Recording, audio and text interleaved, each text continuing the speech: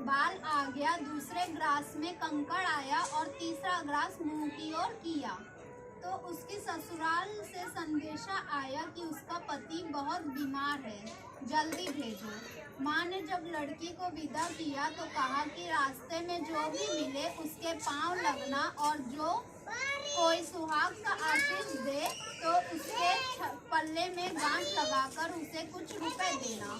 बहन जब भाइयों से विदा हुई तो रास्ते में जो भी मिला उसने यही आशीष दी कि तुम 7 भाइयों की बहन, तुम्हारे भाई सुखी रहे और तुम उनका सुख देखो। सुहाग का आशीष किसी ने भी नहीं दिया। जब वह ससुराल पहुंची तो दरवाजे पर उसकी छोटी ननंद खड़ी थी। वह उसके भी पांव लगी तो उसने कहा कि सुहागिन रहो, सपूती हो। तो उसने यह सुनकर पल्ले में गांठ बांध दी और ननंद को सोने का सिक्का दिया। तब भीतर गई तो सास ने कहा कि पति धरती पर पड़ा है, तो वह उसके पास जाकर उसकी सेवा करने के लिए बैठ गई। बाद में सास ने दासी के हाथ बची कुची रोटी भेज दी। इस प्रकार से समय बीतते बीतते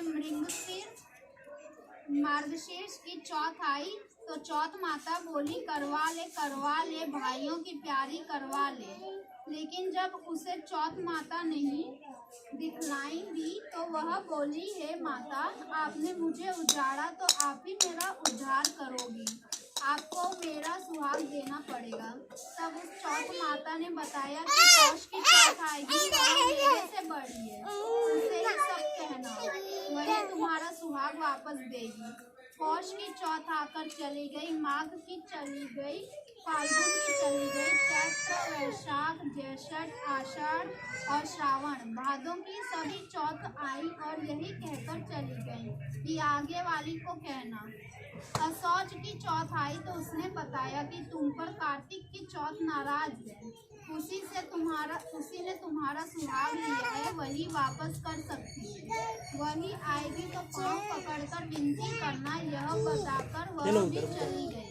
जब कार्तिक की चौथ आई तो वह गुस्से से बोली, भाइयों की प्यारी करवा ले, दिन में चांद उगानी करवा ले, व्रत खंडन करने वाली करवा ले, भूखी करवा ले। तो यह सुनकर वह चौथ माता को देखकर उसके पांव पकड़कर गिड़गिड़ाने लगी, हे चौथ माता, मेरा सुहाग तुम्हारे हाथों में है, आप ही मुझे सुहागिन करें।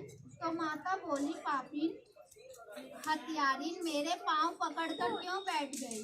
तब वह बोली कि जो मुझसे भूल हुई उसे क्षमा कर दो, अब भूल नहीं करूंगी। तो चौथ माता ने प्रसन्न होकर आंखों से काजल, नाखूनों में से मेहंदी और टीके में से रोली लेकर छोटी उंगली से उसके आदमी पर छींटा दिया तो वह उठकर बैठ गया और बोला कि आज मैं बहुत सोया।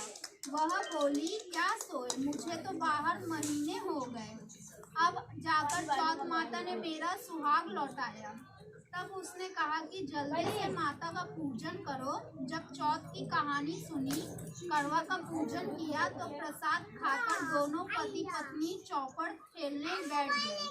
नीचे से दासी आई, उसने उन दोनों को चौपड़ पासे से खेलते देखा तो उसने सासू जी को जाकर बताया। तब से सारे गांव में यह बात प्रसिद्ध होती गई कि सब स्त्रियां चौथ का व्रत करें तो सुहाग अटल रहेगा। जिस तरह से साहूकार की बेटी का सुहाग दिया, उसी तरह से चौथ माता सबको सुहागिन रखे। यही करवा चौथ के उपवास की सनातन महिमा है।